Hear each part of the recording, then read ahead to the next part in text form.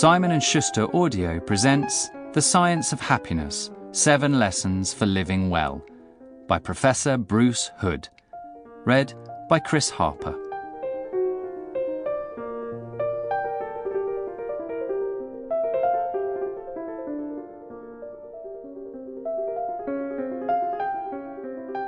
Preface. Have you noticed how happy most young children are? They seem to delight in the simplest things: puddles, dirt, snow, twigs. At the back of my office is a junior school playground. Every break it is filled with the laughter and squeals of young children at play. Where does all that joy go? We start off happy as young children, but many of us turn into unhappy adults, dissatisfied with our lives. Even when things are going well for us, genuine and sustained happiness can feel elusive. Why is this? And what, if anything, can be done about it? I've been studying children for 4 decades as a developmental psychologist.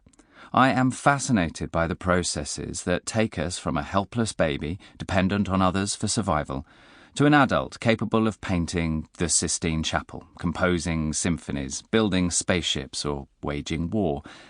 My life has been dedicated to research and teaching my students to inspire them to become the next generation of scientists. This has been immensely satisfying for most of my career, but about 6 years ago I noticed that each new intake of students was increasingly unhappy and anxious about their academic performance. They worried excessively about their grades. They wanted more instruction about how to go about the various assessments. They seemed less interested by the amazing discoveries in the field that they were learning about, and more focused on how to get the top marks.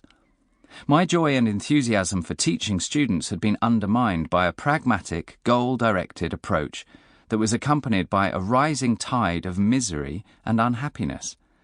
Of course, these ambitions for academic achievement are admirable goals, but not at the cost of personal happiness. It wasn't just my students. The whole sector of higher education was experiencing an epidemic of mental health problems.